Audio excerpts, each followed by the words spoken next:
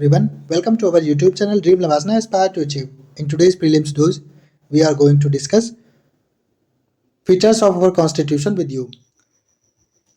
हम लोग आज बात करेंगे फीचर्स ऑफ कॉन्स्टिट्यूशन के बारे में। तो हमारा कॉन्स्टिट्यूशन दुनिया में अपने कंटेंट और स्पिरिट में सबसे यूनिक है और हमारे कॉन्स्टिट्यूशन के 42nd अमेंडमेंट एक्ट को मिनी कॉन्स्टिट्यूशन के नाम से भी जाना जाता है, क्योंकि इसमें गवर्नमेंट ने काफ़ी सारे चेंजेस कर दिए थे। 1973 में केशवानंद भारती केस में सुप्रीम कोर्ट ने हालांकि ये बोल दिया था कि पार्लियामेंट के पास कॉन्स्टिट्यूशन को अमेंड करने की जो पावर है अंडर आर्टिकल 368, वो पार्लियामेंट को कॉन्स्टिट्यूशन का बेसिक स्ट्रक्चर को चेंज करने के लिए अलाउ नहीं करता है। बिना बेसिक स्ट्रक्चर को चेंज किए आप लोग कॉन्स्टिट्यूशन अल्टर कर सकते हैं, लेकिन उसका कोई बेसिक स्ट्रक्चर चेंज नहीं होगा। अब सैलिएंट फीचर्स के बारे में बात करें तो पहला फीचर है लेंथीएस्ट रिटन कॉन्स्टिट्यूशन। हमारा कॉन्स्टिट्यूशन दुनिया का सबसे लंबा कॉन्स्टिट्यूशन है। कॉन्स्टिट्यूशन दो टाइप के होते हैं, रिटन और अनरिटन। रिटन कॉन्स्टिट्यूशन अमेरिका का और अनरिटन कॉन्स्टिट्यूशन ब्रिटिश का है। ओरिजिनली हमारे कॉन्स्टिट्यूशन में प्रीएम्बल 395 आर्टिकल्स जो कि 22 पार्ट्स में डिवाइड थे और 8 शेड्यूल्स थे, लेकिन आज हमारे कॉन्स्टिट्यूशन में 470 आर्टिकल्स हैं। प्रीएम्बल है जो कि 25 पार्ट्स में डिवाइड है आर्टिकल्स और 12 शेड्यूल्स हैं। शेड्यूल्स के बारे में भी हम लोग अलग से वीडियो बनाएंगे, उसमें आप लोगों को डिटेल में बताएंगे। और हमारे कॉन्स्टिट्यूशन के इतना ज़्यादा बड़ा होने के 4 फैक्टर्स हैं। पहला जोग्राफिकल, दूसरा हिस्टोरिकल, तीसरा सिंगल कॉन्स्टिट्यूशन है सेंटर और स्टेट दोनों के लिए, और 28 स्टेट्स हैं, 9 यूनियन टेरिटरीज हैं। तो इतना लंबा कॉन्स्टिट्यूशन बन जाना तो लाजमी था। और फिर चौथा है dominance of legal luminaries. Constituent assembly में ज़्यादा पढ़े लिखे लोग थे, मतलब जो लॉ से रिलेटेड थे, बाबा साहब थे और बाकी लोग भी थे। तो कॉन्स्टिट्यूशन में सबकी अपनी अपनी राय थी, तो उन सबको मिक्स करके जो कॉन्स्टिट्यूशन बना तो वो काफ़ी लंबा हो गया। अब हम दूसरे फीचर की बात करें तो ये ड्रॉन फ्रॉम वेरियस सोर्सेज। बाबा साहब अम्बेडकर जो है वो प्राउडली ये बोलते हैं कि constitution of India has been framed after ransacking all the known constitutions of the world. Baba Saheb Ambedkar proudly ये बोलते हैं कि हमारा जो कॉन्स्टिट्यूशन है वो दुनिया के सारे कॉन्स्टिट्यूशंस को पढ़ने के बाद या उनसे अच्छी अच्छी चीज़ें लेने के बाद बनाया गया है, और इसीलिए ये काफ़ी यूनिक है और सबसे अलग भी है। हमारे कॉन्स्टिट्यूशन के 3 पार्ट हैं, structural part, philosophical part and political part. तो जो हमारा स्ट्रक्चरल पार्ट है वो इंस्पायर्ड है mainly government of India act 1935 से, और इसका जो फिलोसॉफिकल पार्ट है वो यूएसए के कॉन्स्टिट्यूशन से, जिसमें कि फिलोसॉफिकल पार्ट में फंडामेंटल राइट्स और directive principle of state policy आते हैं, और जो इसका पॉलिटिकल पार्ट है वो ब्रिटिश कॉन्स्टिट्यूशन से इंस्पायर है। अब हम आगे बढ़ते हैं। इसका तीसरा फीचर है blend of rigidity and flexibility. हमारा कॉन्स्टिट्यूशन ना ही रिजिड है ना ही फ्लेक्सिबल है। रिजिड कॉन्स्टिट्यूशन अमेरिका का है, जिसमें कि अगर कोई भी अमेंडमेंट लाना है तो उसके लिए नाको चने चबाने पड़ जाते हैं, इतना मतलब प्रोसेस जो है वो उनका काफ़ी टफ है। फ्लेक्सिबल कॉन्स्टिट्यूशन ब्रिटिश का है। इनके कॉन्स्टिट्यूशन में जैसे ऑर्डिनरी लॉज बना दिए जाते हैं ज़रा सी प्रोसेस से, वैसे ही इनके यहाँ भी अमेंडमेंट हो जाता है, तो इनका कॉन्स्टिट्यूशन फ्लेक्सिबल है। लेकिन हमारा कॉन्स्टिट्यूशन जो है वो दोनों का ब्लेंड है, ना ही रिजिड है ना ही फ्लेक्सिबल है। और हमारे कॉन्स्टिट्यूशन में 2 टाइप्स के अमेंडमेंट के प्रोविजंस किए गए हैं। पहला है some provisions can be amended by special majority of the parliament, यानी कि 2/3 मेजोरिटी होनी चाहिए जितने मेंबर पार्लियामेंट में प्रेजेंट हैं और जो वोटिंग कर रहे हैं। और दूसरा अमेंडमेंट होता है दूसरे टाइप का, वो होता है special majority of the parliament and with the ratification of half of the total states. Parliament में जो मेंबर वोटिंग कर रहे हैं उनमें स्पेशल मेजोरिटी चाहिए, यानी कि 2/3 मेजोरिटी चाहिए, और जो हाफ ऑफ स्टेट्स हैं उनसे आपको रेटिफिकेशन भी चाहिए। और ये रेटिफिकेशन वाला मामला तब होता है जब किसी भी हम कॉन्स्टिट्यूशन के किसी भी फेडरल पार्ट को हम लोग जब चेंज करते हैं या पार्लियामेंटेरियन चेंज करते हैं, तब उसमें स्टेट्स का भी रेटिफिकेशन चाहिए होता है। और साथ ही साथ some provisions of the constitution can be amended by simple majority of parliament in manner of ordinary legislative process. कुछ जो प्रोविजंस होते हैं पार्लियामेंट के उनको नॉर्मल प्रोसेस से भी चेंज कर लिया जाता है, लेकिन उनको हम अमेंडमेंट नहीं मानते हैं, वो अंडर आर्टिकल 368 के अंडर नहीं आते हैं। चौथा जो फीचर है वो फेडरल सिस्टम विद यूनिटरी बायस है। हमारा कॉन्स्टिट्यूशन फेडरल है लेकिन उसमें यूनिटरी बायस भी है। इसमें फेडरल फीचर्स सारे ही लगभग फेडरल फीचर्स हैं, जैसे कि 2 गवर्नमेंट हो गया, डिवीजन ऑफ पावर्स हो गया, रिटन कॉन्स्टिट्यूशन हो गया, सुप्रीमेसी ऑफ कॉन्स्टिट्यूशन हो गया, रिजिडिटी ऑफ कॉन्स्टिट्यूशन हो गया, इंडिपेंडेंट जुडिशरी हो गया, बाई कैमरलिज्म हो गया। तो ये सारे जो फीचर्स हैं वो फेडरल फीचर्स हैं। लेकिन हमारे कॉन्स्टिट्यूशन में कई सारे यूनिटरी फीचर्स भी हैं, जैसे कि स्ट्रॉन्ग सेंटर हो गया, सिंगल कॉन्स्टिट्यूशन हो गया, सिंगल सिटीजनशिप हो गई, फ्लेक्सिबिलिटी ऑफ कॉन्स्टिट्यूशन हो गया, इंटीग्रेटेड जुडिशरी हो गया, अपॉइंटमेंट ऑफ स्टेट हो गया, appointment of state governor bye centre, all India services, emergency provisions, इनमें स्टेट का कोई जोर नहीं रहता है, तो ये यूनिटरी फीचर्स हो गए। इसीलिए हमारे कॉन्स्टिट्यूशन को फेडरल सिस्टम विद यूनिटरी बायस कहा जाता है। और मोर एवर हम लोग ये बोलते हैं कि जो हमारा फेडरेशन टर्म है वो कहीं डिफाइन नहीं किया गया है कॉन्स्टिट्यूशन में, और इसको यूज़ भी नहीं किया गया है। हमारा आर्टिकल जो 1 है वो ये बताता है कि जो इंडिया है वो यूनियन ऑफ स्टेट्स है, जो कि दो चीज़ों को इम्प्लाई करता है। पहला है, Indian federation is not the result of an agreement by states. जो हमारा देश है वो यूएस के तरह स्टेट्स के साथ एग्रीमेंट के बेस पे नहीं बना हुआ है। और दूसरा जो है वो, no state has the right to secede from the federation, और स्टेट्स के पास ये राइट भी नहीं है कि वो फेडरेशन से बाहर निकल जाएं। एक बार इंडिया में आ गए तो बस आ गए, एंट्री है, एग्जिट नहीं है। लेकिन यूएस कॉन्स्टिट्यूशन में ऐसा लिखा हुआ है कि स्टेट के अगर चाहें तो वो अलग हो सकते हैं। Hence, the Indian Constitution has been variously described as federal in form but unitary in spirit और quasi-federal by KC Wheare. KC Wheare ने बोला था कि हमारे कॉन्स्टिट्यूशन जो है वो फेडरल इन फॉर्म है लेकिन यूनिटरी इन स्पिरिट है, या उसको क्वासी फेडरल का नाम भी दिया गया था। ये स्टेट एग्जाम्स में पूछ लेते हैं किसने क्या बोला है।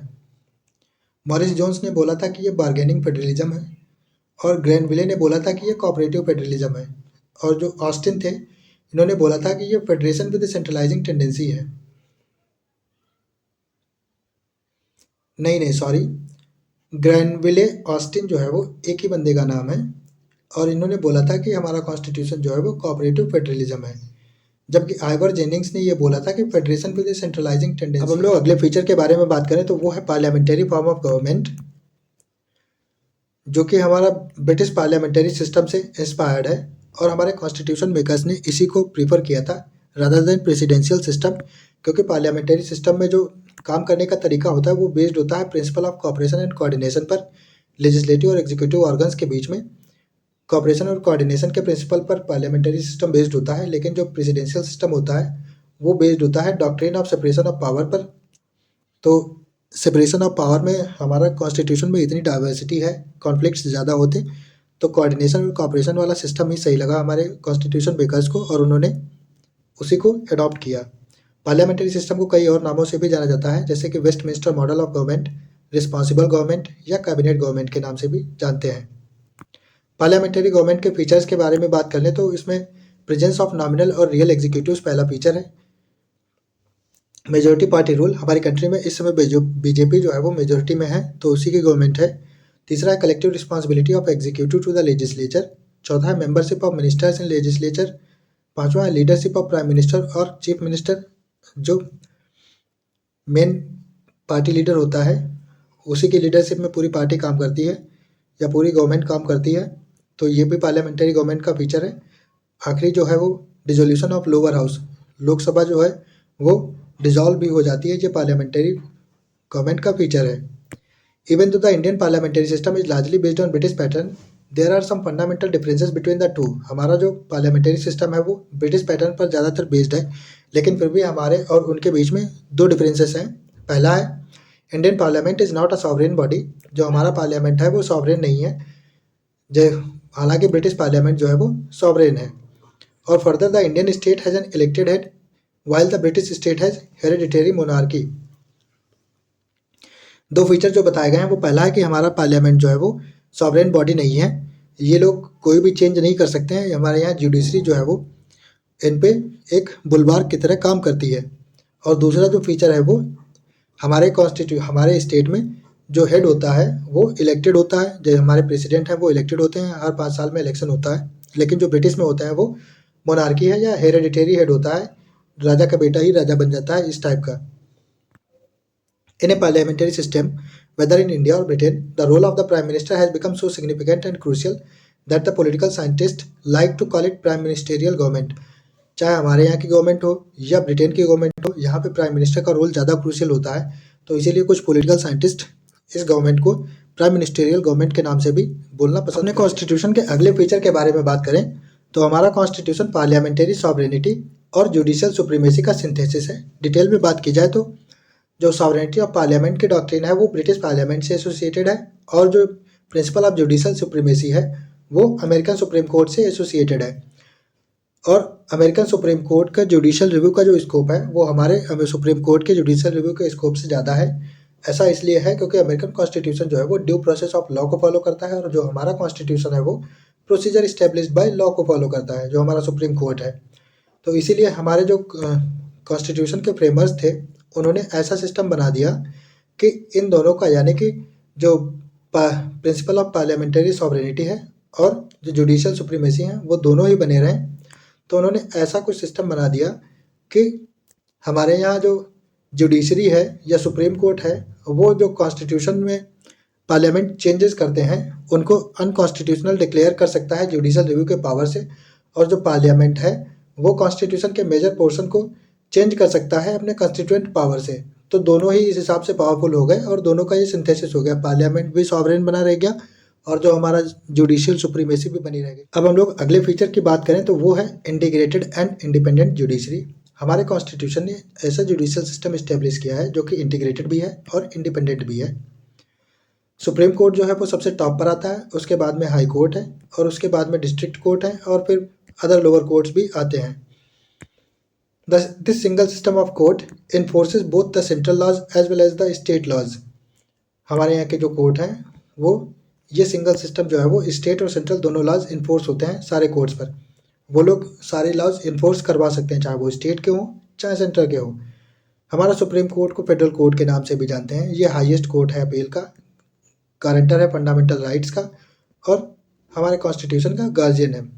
और सुप्रीम कोर्ट को इन सारी चीज़ों के बारे में जाना जाता है कि ये गार्जियन भी है, गारंटर भी है फंडामेंटल राइट्स का, अपील का हाईएस्ट कोर्ट है। तो इसकी इंडिपेंडेंट को बनाए रखने के लिए, इंश्योर करने के लिए इसमें काफ़ी सारे प्रोविजंस किए गए, जैसे कि सिक्योरिटी ऑफ टेन्योर ऑफ जजेस, fixed service conditions, all the expenses of supreme court charge on consolidated fund of India.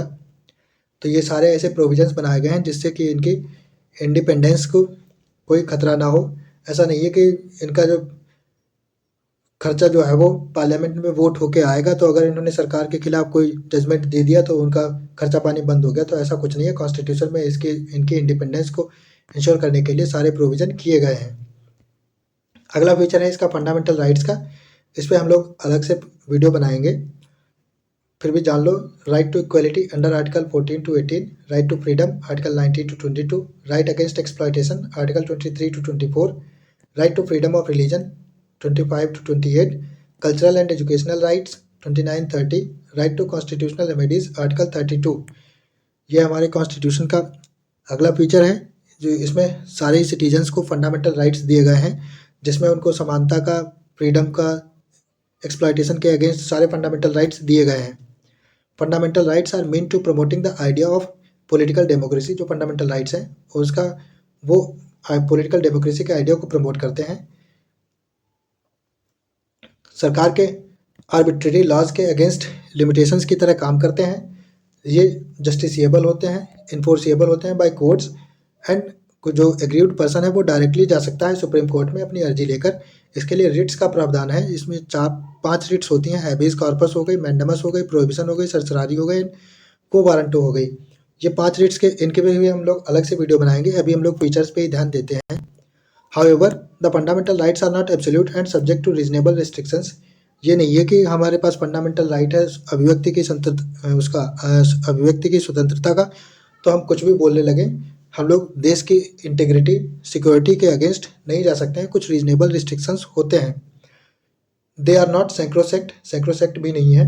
इनको कर्टेल या रिपील भी किया जा सकता है कॉन्स्टिट्यूशनल अमेंडमेंट एक्ट के द्वारा, लेकिन बेसिक स्ट्रक्चर बना रहे ऐसा ध्यान रखा जाता है। They can also be suspended during the operation of national emergency. National emergency के टाइम में इनको सस्पेंड भी किया जा सकता है, लेकिन आर्टिकल 20 और 21 को हटाया नहीं जा सकता इमरजेंसी के। अपने कॉन्स्टिट्यूशन के बाकी फीचर्स को हम लोग नेक्स्ट पार्ट में डिस्कस करेंगे और इस पार्ट को हम लोग यहीं पर ख़त्म करते हैं। तो चलिए एक मल्टीपल चॉइस क्वेश्चन सॉल्व कर लेते हैं। उम्मीद है आप लोगों ने लेक्चर को ध्यान से सुना होगा। Consider the following statements and select the correct option. Statement number 1, the scope of judicial review of our Supreme Court is narrower than the Supreme Court of USA. Statement number 2, Indian Parliament is not a sovereign body like the British Parliament. Statement number 3. Indian parliamentary system is based on the principle of separation of powers between executive and legislature. Select the correct option. Option A 1 and 2 only, option B 2 and 3 only, option C 1 and 3 only and option D all of the above. आप लोग comment section में इसका answer दीजिएगा। जिसका answer सही होगा मैं उसके कमेंट को लाइक कर दूंगा। Thanks for watching our video. Don't forget to subscribe our channel. Keep studying, stay blessed, have a good day ahead.